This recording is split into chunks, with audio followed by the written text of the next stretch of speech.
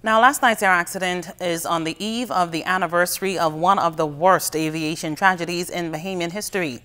4 years ago, the country mourned the loss of the fallen 9 who died while heading to a religious conference in the nation's second city. Crystal Darling takes a closer look. On the 9th of November 2014, a Learjet crashed into a crane at the shipyard in Freeport, Grand Bahama, killing 9 persons. Among them, pastor of Bahamas Faith Ministries International, Dr. Myles Munroe, his wife, and the church's senior vice president, Dr. Richard Pinder. Youth ministers Lavard and Rudel Parks, their son Johannin, American Diego de Santiago, and 2 pilots, Captain Stanley Thurston and Franken Cooper, also lost their lives. Since the tragedy, the BFMI family says they continue to build on the strong foundation laid by Dr. Munroe, who believed in transforming followers into leaders and leaders into agents of change. BFMI senior pastor David Burrows recalled what was going through his mind when he heard the news. Once I realized that it was, in fact, what had occurred, then it shifted from disbelief to, we have to determine how to continue. We have to look at all of the factors and make sure that we remain focused on the vision, focus on our assignment. All of the families have had a struggle, but over time, they say time heals a lot of wounds. So over time, things have gotten better. But, it's still a tremendous challenge with a significant loss that all of these families have incurred. So it's challenging, but it's progressing.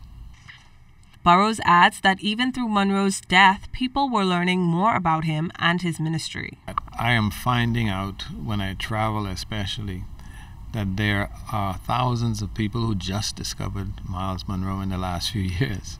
Some people have said to me, they say, well, I never knew about him until I heard about the crash and I Googled him, and then I watched the video on YouTube, and now I'm a follower. So a lot of people, in his death, his ministry in some ways has expanded because people have discovered, teachings that he's done in the past. And if you go on YouTube, there's almost an industry of Myles Munroe. So people are creating snippets and they're creating teaching programs, motivational things, all kinds of wonderful videos that have been created based upon, some of the words that he's spoken. The senior pastor says the goal remains the same. However, the ministry has expanded in many ways, including through social media.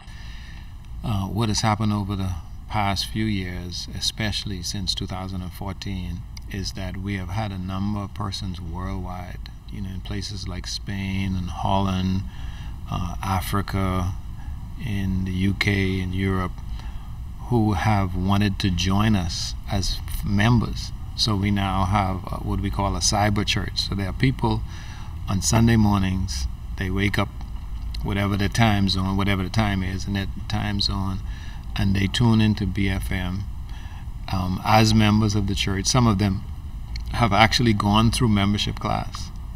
Although it's been 4 years since that fatal plane crash, the country will perhaps never forget the tragedy. I'm Crystal Darling, ZNS Network News.